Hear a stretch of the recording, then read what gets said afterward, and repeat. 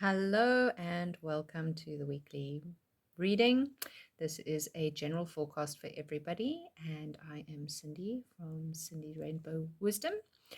And I feel very strongly how Venus and Saturn are the themes of the week here because Venus and Saturn start the week in a conjunction. That means together in the sky for the very last time for about 30 years that they will do that in the sign of Aquarius. And we're just coming out of the Aquarius new moon as we begin the week.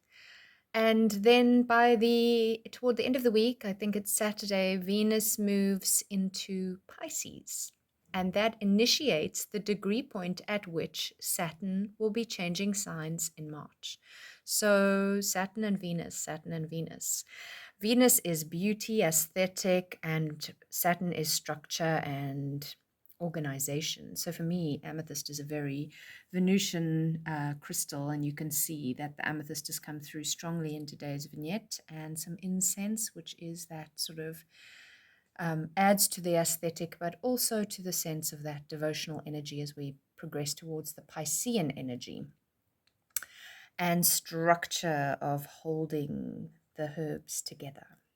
So, choose your card between 1 and 4, and let's have a look what this week holds. The card that you pick becomes your strongest message of the week, and the cards that is the first card is the anchor card for everybody, so it really is the primary theme of the week, and then the whole reading has relevance for you remembering your special extra flavor. So jumping into the reading, we'll just start by pointing out that there are 3 major arcana cards and then 1 minor arcana that's upside down. And for me already, that's saying to me that we're in this big, amazing, transformative space as a collective, and then our little small self, our ego self, our humanness is struggling with the transitioning and kind of resisting. And to be honest, I think that's to be expected. We struggle with big change. It's kind of how we humans are. So be gentle with yourself this week.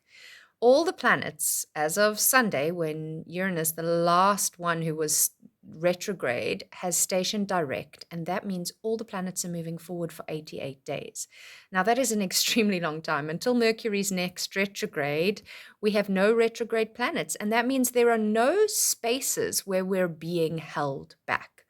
So if you're someone who is naturally slow and steady, this is going to be super for you because you're suddenly going to get this kind of momentum you're not used to, and it's going to be really productive. If you're someone who's usually super fast and it's as if your rider has been holding you with a bit between your teeth, not letting you get too fast, this might suddenly overwhelm and you'll be like a bolting horse. And you can even see that in the Chariot card. The Chariot card is the card of the year. And we got this in our first card reading of the year. And this is only about our third card reading of the year. And here he is again. So you can see the archetype of the Chariot is super, super strong for us. And this is fast. It's fast propulsion. It's like, do I let the horses bolt or do I try to stay in control? And of course, you are the light horse, you are the dark horse. Light and shadow, you are the chariot itself, the structure, which is Saturnian, and you are the rider.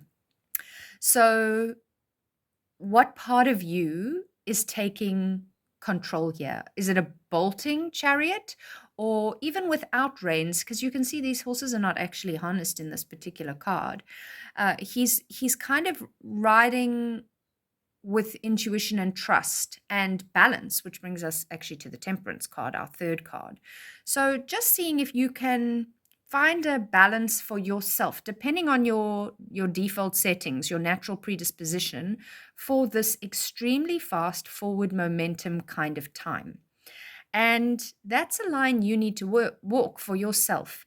And it's also a case of knowing thine self in order to walk that path well. So you want to crawl before you walk, before you run, ideally.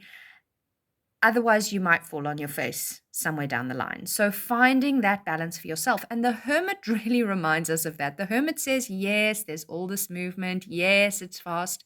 But in the moments that between, it's almost like in yoga, we call it in those moments between the inhale and the exhale, where there's a moment of pause at the top and the bottom of a breath. even if it's only in those moments, that's where you find the hermit space. That's where you find a stillness, a quietude, giving you the space to tap into how you're feeling, how you're dealing, and what is the inner light telling you. Because if we don't do this, if we're not listening to our bodies, listening to our hearts, our souls, then we don't even realize that we've gone in the wrong direction, that we've run past our turnoff with our chariot at full tilt. And we get well down the path before we realize, damn, I actually should have turned a few kilometers back. And then you have to try and backtrack, but no planets are retrograde, so there's no space to backtrack. So now you have to try and go forward to go backwards, go round, find another route. Just think about the GPS. I don't know about you, but I'm terrible with these GPS things, and I always take the wrong turn, and my GPS is always rerouting me. And I'm typical of the bolting variety. So imagine yourself if you're a bolter and you're out of control and your GPS is constantly trying to reroute you. Whereas if you just took the moments at that stop street to pause, get your bearings, decide, is this a left turn or a right turn? Do I have to keep going forward? That will really, really help you. So no matter your predisposition, finding the hermit moments of quietude, soul searching, inner seeking, whether that is through your meditation, whether that Right, sorry, I ran out of space for filming, so I just had to take a little pause to delete a bunch of things. So, not being 100% sure where I was cut off, I am coming in at the third card, which is Temperance, our third of three major arcana cards, which are all big collective changes. Like I said earlier, they're all upright, so it's like very much this is what we're supposed to be dealing with, and Temperance is about balancing. Um, Temperance came up either last week or the week before. I can't remember which, but it's interesting. If you look at Chariot, you've got the light and the dark horse. And if you look at Temperance, you've got the sun and the moon. Both of these cards are talking to balancing and finding. It's again the knowing yourself well so that you can know, where do I get stuck in my shadow and where do I get stuck in my light, because neither is okay. Your brightest light is the equivalent to your darkest shadow. And it's about finding the balance between the two and walking the line. Sometimes we need to tap deeper into our shadows, and sometimes we need to come deep brighter into our lights, but we actually need both.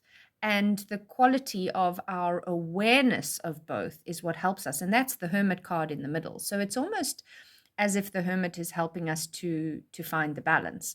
So you can also see that the direction that the horses are running is forward, the direction that the guy on the chariot is going is forward into the hermit card. And in the hermit, she is very calm. She doesn't have that forward movement of the chariot, but she is looking forward into Temperance. And Temperance is looking straight at you. Temperance is like an angel in this particular deck, and there's like a light body behind him beyond just his wings. You can see it's like a light body, like your higher self. And he's looking right at you, telling you, be the alchemist of your own shadow and light. Find that inner balance and temper your excesses on either end of that spectrum. That is the key. But you've had to go into the hermit to get into the stage of being to the wise energy of Temperance.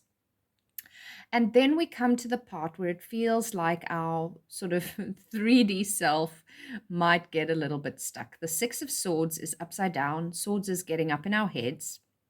Now, the sixth card, if it's upright, is talking to an understanding. We keep getting this same thematic thing, reading after reading, different cards with a similar message of it's time to move away from something. She's on a boat. She's moving to another shore. She doesn't exactly know the details. She's being aided by an unlikely source. 3 of the 6 crows are pulling her across. The other 3 are flying in the other direction. There is a sense of sadness and loss. I love that she's wearing a red shawl because it's kind of helping to ground her and connect her to her root chakra.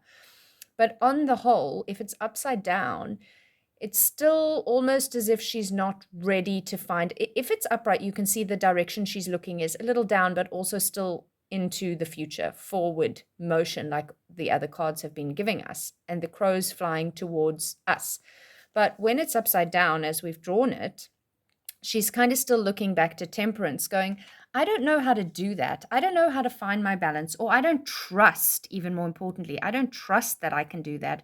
I don't know how to trust that if I close that door, another door will open, because I'm stuck in fear, which is, again, a very normal space for us to be under big change circumstances like we're experiencing right now. But the previous three cards are all telling us that in order to trust our intuition, in order to be able to walk away from the things we need to walk away from and step into the things that we are being called to, we need to do the self-evaluation, the self-searching. The big picture of the world is scary. And if we get caught up in that, then we will just stay in the fear. So it's normal for us to drop into our lower self or our ego self or whatever words you want to use for it. It's very normal because what's going on is just intense. But the reminder is to learn about who you are, to find your own inner strengths and to learn to balance that and to learn to love and accept yourself for your shadow and your light. But if your shadow is out of control, how do you temper it? Coming back to temperance. And how do you bring your light to your darkness? Because it's mostly our darkness that we're so terrified of. And if we avoid it and ignore it, it ends up just getting bigger and getting bolder and ultimately taking over.